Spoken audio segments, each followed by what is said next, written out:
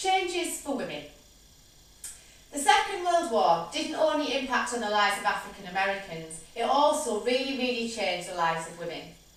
So after World War I, they totally and utterly had shown that they were capable of doing jobs just as well as men.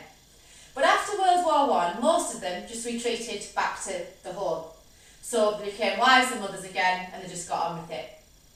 But after World War II, the world was ready to move on, and so were the women. So after the Second World War, although some of the women returned home and were wives and mothers, a lot of them stayed on in some sort of employment, and that was a huge change. They'd found independence and freedom that they'd never experienced before, and this was something that they were quite keen to hold on to, really. The women obviously entered the workforce in huge numbers, and there's no doubt about that. It wasn't just white women, it was black women also. And 1 in 3 women were aircraft workers, and that was really difficult technical work, and it showed just how well they could do that.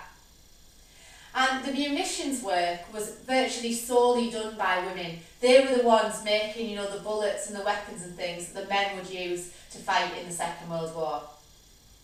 And just a little statistic here for you that is important, is 60% of factory managers actually said that women were the best workers. And they said there's no doubt about that, they absolutely are our best workers, and that was a huge change.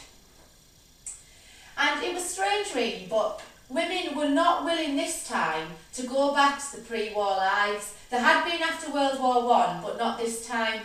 And this caused huge tensions in the home, because when the men returned, obviously they want the jobs back, which is fair enough, but they also wanted the women to be like they were before the Second World War. And that's why after World War II there was an awful lot of divorce, because people just genuinely didn't feel they could get on anymore. It was a strange thing that, because the men had obviously suffered in war and had seen some terrible things, and the women had also changed, so you really were then living with somebody who was a stranger, so divorce rates did go up.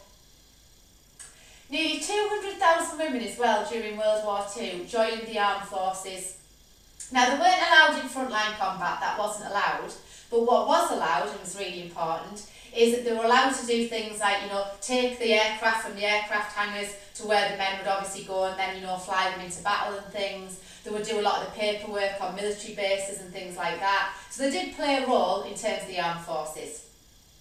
And do not forget this, a lot of women served abroad, and there was many that were working as nurses for the Red Cross, and they travelled everywhere. They were travelling just as much as the male soldiers were.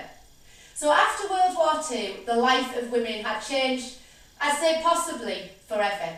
And the independence that they found then has really continued on and on to things that you start to look at really in the feminist movement that took off in the late 1960s and early 1970s.